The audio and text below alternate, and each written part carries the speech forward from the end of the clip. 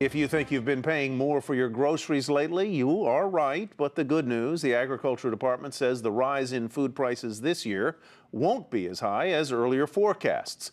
Jackie DeAngelis tells us which foods we'll be paying more for, which foods may be cheaper, and why.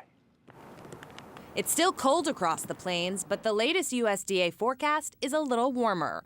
With the overall food cost rising about 3% this year, slightly less than had been thought before, but slightly more than the 2.6% increase in 2012. In March of 2012, a family of four spent about $197 a week on food. A year later, food costs topping $200 a week. One big change, fruit and vegetable prices. They dropped slightly last year, but are expected to rise between 3 and 4%.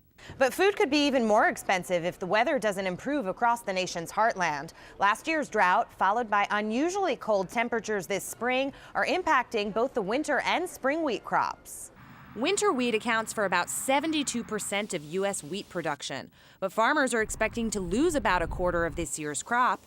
If grain prices spike, you may pay more for baked goods and cereals and meats and poultry as feed prices rise. Unfortunately, the long term does not look good. It looks like we'll develop another upper level trough right over the northern plains and upper Midwest as we head into next week. That could create more rain, more snow, more cold weather. Not good news for the planters. Spring planting usually begins in mid to late April, but dry, cold conditions in the southern plains and a January-like snowpack in the Dakotas are threatening to limit this year's crop.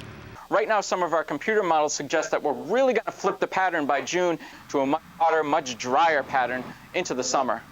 Kansas City wheat future prices have been climbing this month, up more than 1.5%, after hitting a 9-month low on April 1st, a pop resulting from the continuing snap and crackle that farmers are dealing with.